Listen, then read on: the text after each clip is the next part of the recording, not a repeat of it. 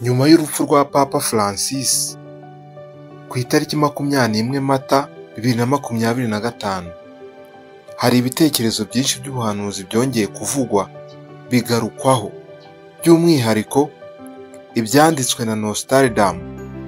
Ubuhanuzi bwa Nostradamus murabuzi, ni ibyitwa ubuhanuzi bw'abapapa. Buvugwa ko bwanditswe na Mutagatifu Malaki.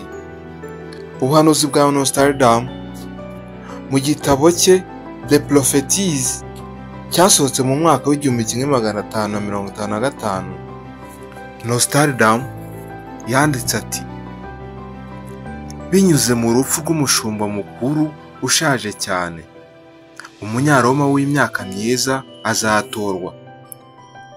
Kuri we hazavugwa ko atangije intebe ye, ariko azayicaraho igihe kirekire mu bikorwa bikomeye. Abantu bamwe babihuza na Papa Francis, wavukiye muri Argentine ariko afite inkomoko mu Butaliyani, akaba yarapfuye afite imyaka 88. Hari abavuga ko aya magambo ashobora gusobanura ubuyobozi bwe bwahinduye byinshi mu itorero rya Gatolika. Ubuhanuzi bw'abapapa bwa Mutagatifu Malaki buvuga ku bapapa 112 guheruka ku muntu witwa Petero umunyaroma uzayobora itorero mu bihe by'amakuba. Nyuma yaho umujyi wa Roma ukazasenyuka, maze umucamanza ukomeye agacira abantu urubanza.